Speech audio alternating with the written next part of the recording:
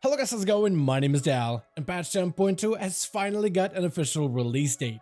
If you've been waiting too long, then you'll be happy to hear that the next major content update arrives on November the 7th, with the seasonal content kicking off shortly on November the 14th, 1 week later.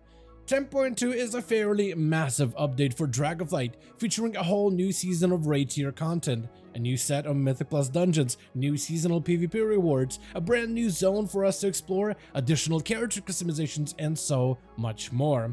But in the sea of major features, there are many other smaller additions as well. Everything from unique class cosmetics, quality of life improvements, and other niceties and conveniences that don't often get highlighted when we discuss the upcoming 10.2 content. So in today's video, I wanted to list some of those lesser known features to look forward to for when Guardians of the Dream finally arrives in just 3 short weeks from today. But right before that, most of you guys watching these update videos are still not subscribed. However, the more of you remind, the more of you do, so let's keep it going. Subscribe to the channel and ring the bell if you're watching these videos anyway, especially if you want to get more regular content regarding Dragonflight 10.2 or any of the future updates going forward. One of the lesser highlighted features of 10.2 is the ability to adjust the backgrounds of your quest boxes. For literal years since the days of vanilla WoW, the quest logs and the quest window has always looked like a page out of a book with a stylistic dark letter font. And while the format is a classic, it's not always super easy on the eyes, which would normally lead to players using add-ons in order to adjust the viewer experience. 10.2 will now allow you to change the background of your quest window with various shades of brighter colors with a slightly altered coloration. But you can also go full dark mode as well, which is probably going to end up being my favorite default choice. You can change these quest backgrounds within the general selection in the settings once 10.2 officially launches. If you're someone who's looking to get into endgame PvE content, such as raids and dungeons, then you should be aware that an infinite augment rune is coming with the launch of 10.2. Augment runes are a consumable that gives your primary stats a small boost of performance, but they fade as soon as your character dies, like when you have a full wipe within a raid. And depending on the economy for your region, they may not be all that cheap either. The infinite augment rune can be earned with the newest faction of the Dream Wardens, once you reach renown 18 with the said faction. And while the price is quite expensive at first, the rune essentially pays itself off after about 100 uses. And it also looks like that unlocking this renown reward on your main character should allow your alts to purchase it also. That hasn't always been the case with some of the renown rewards, and I haven't been able to grind out the renown needed to test this on the PTR, but it would definitely be a nice alt-friendly feature, so something potentially to look forward to. One of the more notable features coming with this update is a full new set of animal shapes and customization options unique to the class of Druid. And the class is getting everything from new feral shapeshifts, a couple of new bear forms as well as variants, new travel forms for land, flying, and aquatic travels, and even an in-depth set of interchangeable options for the Moonkin Owlbear form, which will have everything from feather colors, antlers, decorations, and even astral energy that makes it look like your druid is brimming with power. Among this is a unique flying form that druids will be able to unlock after defeating the final boss of the Emergency raid tier on the hardest difficulty. Farak Mythic comes with a mount drop of Anurulus Flame's Guidance. This fiery owl mount is unique because it is the first non-dragon mount that has access to the Dragonflight's dynamic flying system, and will be usable in all of the original zones of the Dragon Isles. Earning this mount on your druid will also unlock a unique variant of that mount as a flying form, which may be the first time they've ever given druids a unique animal shape from participating in some of the high-end raiding content.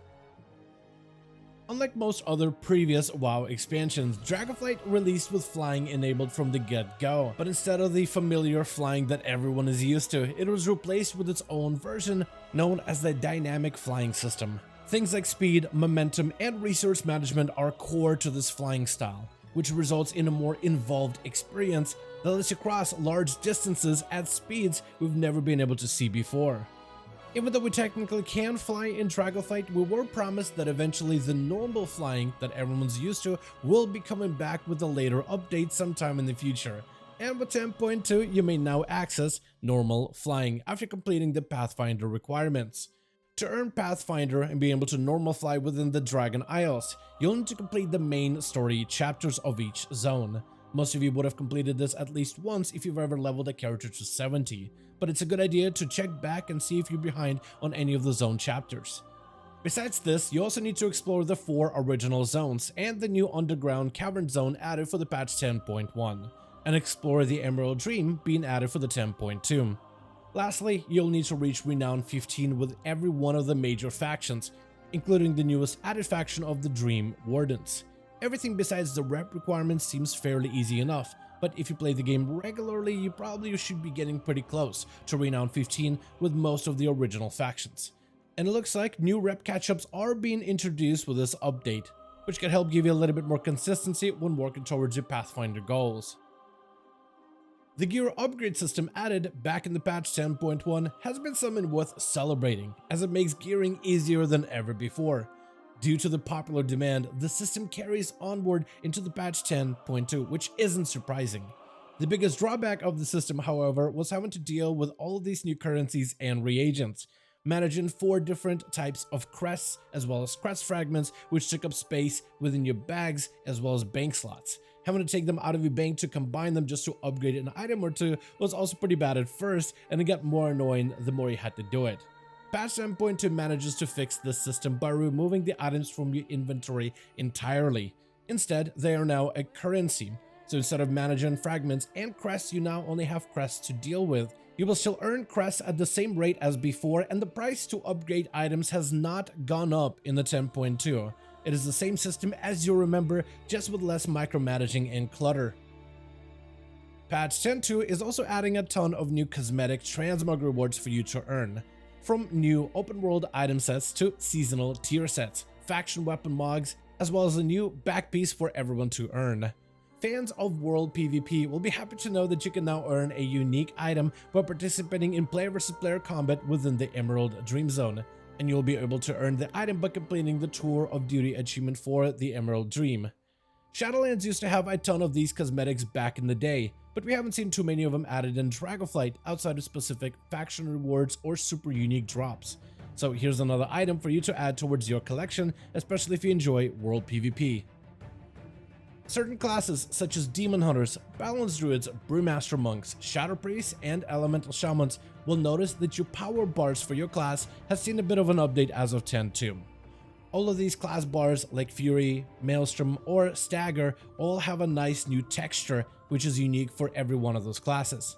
None of them necessarily serve any new purpose besides being cosmetic, but for Brewmaster specifically, their stagger bar will change color based on the intensity of their stagger damage taken, which is a nice, neat little touch when it comes to visual clarity. And finally, if you have ever missed out on a chance to unlock some of the open world PvP armor sets, you'll get your second chance to purchase them come patch 10.2. A new Worgen vendor has appeared near the training dummies in Valdraken, who will let you purchase old armor sets that you can earn through bloody tokens.